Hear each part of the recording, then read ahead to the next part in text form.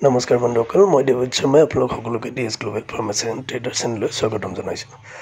বন্ধুসকল, আজি এটা ভাল খবৰ দিবলৈ ভিডিঅ'টো বনালোঁ যে মোৰ ফাৰ্মত ফুল ব্লাডবোৰৰ পোৱালি দিয়া আৰম্ভ হ'ল।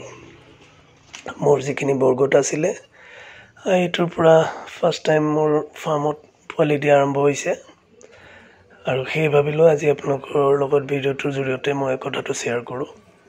আপোনালোকে ভিডিঅ'ৰ স্ক্ৰীনত যিটো দেখিছে এইটো আজিৰ পৰা 4 দিন আগতে পোৱালি হৈছিলে। চাওক, ৰাতিৰ সময়, ঠাণ্ডাৰ দিন, আৰু ৰাতি এই ছাগলীজনীয়ে পোৱালি দিলে। তেওঁ ফাৰ্ষ্ট টাইম পোৱালি দিছে এবাৰ, আৰু এটাই দিছে। সাধাৰণতে বোৰে 2-3টা দিয়ে থাকে। মোৰ আগৰ যিকেইজনী আহিছিল বা আগতে এজনীও দেখিছিল, যিজনী অৰুণাচললৈ নিছিল, তাইও ফাৰ্ষ্ট টাইম আছিল, তাইও 2টা পোৱালি দিছিল। কিন্তু এইবাৰ দিলে কিবা কাৰণে, যি হওক। এই পোৱালিটো চাওক, পিছদিনা ৰাতিপুৱাৰ ভিডিঅ' এইটো। ৰাতি জন্ম হৈছিল আৰু ৰাতিপুৱা এইটো পোৱালিটো, আপোনাৰ পোৱালিটো দেখিছে, খুব সুন্দৰ কোৱালিটিত আহিছে আৰু খুব ভাল ব্লাড লাইনৰ। মই পিছলৈ দেখাম ইহঁতৰ বাপেক বা মাকৰ বিষয়ে। মাক যোনটো দেখিছে আপোনালোকে ভিডিঅ'ত আছে, আৰু বাপেকটো খুব ভাল আছিলে। আৰু ই মোৰ ঘৰত ফাৰ্ষ্ট টাইম জন্ম হ'ল বৰ কিড হিচাপে।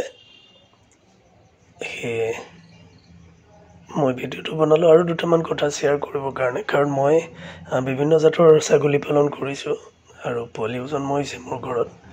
কিন্তু বড়ো ক্ষেত্ৰত দেখিলোঁ ইমান ঠাণ্ডাৰ দিনত ৰাতি এইটো পোৱালি দিলে, আৰু যথেষ্ট মই কেয়াৰো ল'ব পৰা নাছিলোঁ, কাৰণ বাকী পোৱালিবোৰ আছিলে য'ত মই পোৱালিৰ ৰুমটো আছিলে, আৰু ইয়াক তাত সোমোৱাব পৰা নাছিলোঁ। ই ৰাতিটো মাকৰ লগতেই থাকিলে, কোনো এক্সট্ৰা কেয়াৰ লোৱা নাই। জাষ্ট গাটো অলপ মানে টনকিয়াল হোৱালৈকেহে আমি আছিলোঁ।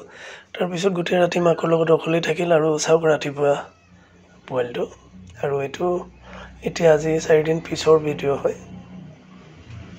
তাৰ গ্ৰ'থ চাওক, জন্মৰ সময়তে মই জুখিছিলোঁ, প্ৰায় 4 কেজি আছিলে, 3 কেজি 900 গ্ৰাম আছিলে, আৰু এতিয়া 4 দিন পিছত সি প্ৰায় 6 কেজিৰ ওচৰত আছে।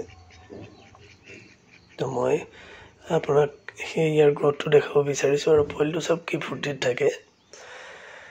তো এইটো আছিলে কি মোৰ ঘৰত জন্ম হোৱা প্ৰথম পোৱালি। আৰু ইয়াৰ লগতে মোৰ আৰু এটা পোৱালি আছে, এইটো দেখিছে। ই যদিও মোৰ ঘৰত জন্ম হোৱা নাই, জন্মৰ 2 দিনমানৰ ভিতৰতে মোৰ ঘৰ আহি পালেহি, কাৰণ মই তাক গাভিনী থাকোঁতেই মাকক কিনিছিলোঁ, কিন্তু ই তাতেই জন্ম হ'ল। আৰু এইটো পোৱালি চব কোৱালিটি, কি সুন্দৰ কোৱালিটিৰ পোৱালি।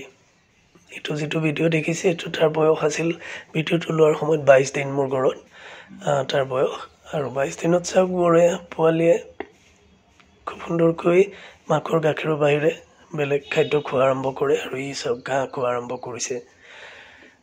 খুব সুন্দৰ কোৱালিটিৰ পোৱালি। তাৰ লেংথ চাওক, তাৰ বডি ষ্ট্ৰাকচাৰ, তাৰ বন চাইজ চাওক, তাৰ ভৰিৰ গেপ চাওক, সকলো ফালৰ পৰা খুব সুন্দৰ পোৱালিটো।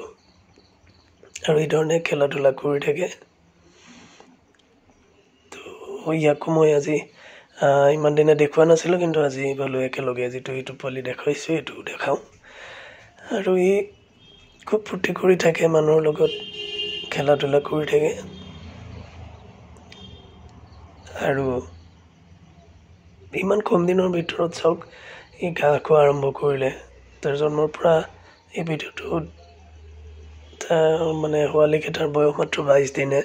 আৰু 22 দিনত চাওক, সি মাকৰ গাখীৰৰ বাহিৰে খুব সুন্দৰকৈ ঘাঁহ বন বা দানা খোৱা আৰম্ভ কৰিলে। আৰু এই ধৰণে খেলি থাকে, দেখিলে বৰ ভাল লাগে। তো আপোনালোকে নিশ্চয় এই ধৰণে বৰকিড হয়তো দেখিছে, কিন্তু আমাৰ অসমতে জন্ম হোৱা বা আমাৰ অসমতে ডাঙৰ হোৱা চব পোৱালিবোৰ এই কোৱালিটিত খুব কমেই পাব। আৰু এটা লগতে কওঁ, এইটো 2 দিনৰ আগৰ ভিডিঅ', কিন্তু বৰ্তমান তাৰ বয়স 1 মাহ হৈছে। 1 মাহ আজি 6 দিন। আৰু এতিয়া বৰ্তমান এইটো আৰু ই সম্পূৰ্ণভাৱে এতিয়া ঘাঁহ পাত খুব সুন্দৰকৈ খায়। ডাঙৰ ছাগলীখিনিৰ লগতে থাকে আৰু ডাঙৰ ছাগলীখিনিয়ে যি খায় ইও সমানে সেইধৰণে খায়। আৰু তাৰ লাহে লাহে শ্বেপটো সলনি হৈছে চাওক, আগঠেঙৰ গেপবোৰ বাঢ়ি গৈছে, লেংথবোৰ কমি গৈছে, ভৰিবোৰ খুব চুটি চুটি, মানে তাৰ বডিটো বাঢ়িছে চাওক, বেৰেল চাইজটো বাঢ়ি গৈছে।